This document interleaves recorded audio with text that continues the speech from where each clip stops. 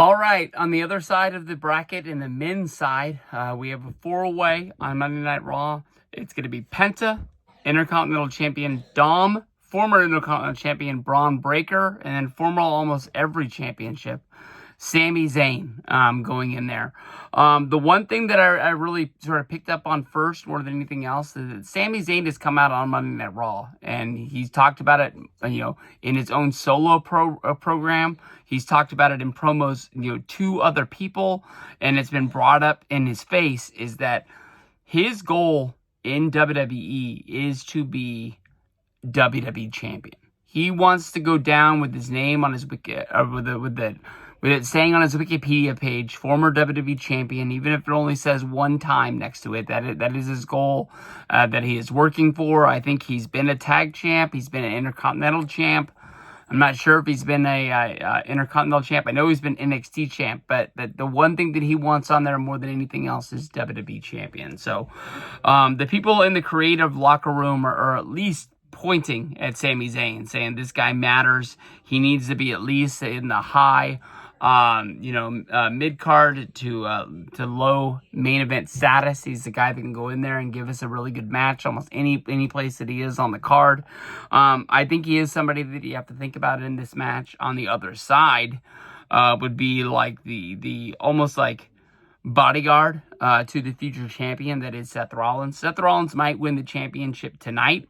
If he doesn't win it, tonight, in this match with Gunther as well as Jey Uso, using his Money in the Bank briefcase, every Raw and every SmackDown from here on out, we're having to be thinking that like this guy is going to be showing up. He's always going to be waiting in the wings. This guy is the Joker to the Batman that is the WWE champion. He is always going to be waiting in the wings, thinking about when he can strike. I think Bron Breakker, I think he's going out there to have a good showing in this match, and I think he's going out there with a chance to win it. But I think more than anything else, his job is probably to make sure that Sami Zayn does not win this match. So even though I love Braun, he's not my number one favorite in this match. And then the ultimate wild cards would be Dominik Mysterio. He is the Intercontinental Champion right now.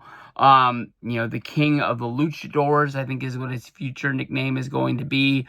It was really touching to see that while he was in Arizona, he went to the grave of Eddie Guerrero with the Intercontinental Championship. I'll say this on video. I've said it on Twitter before.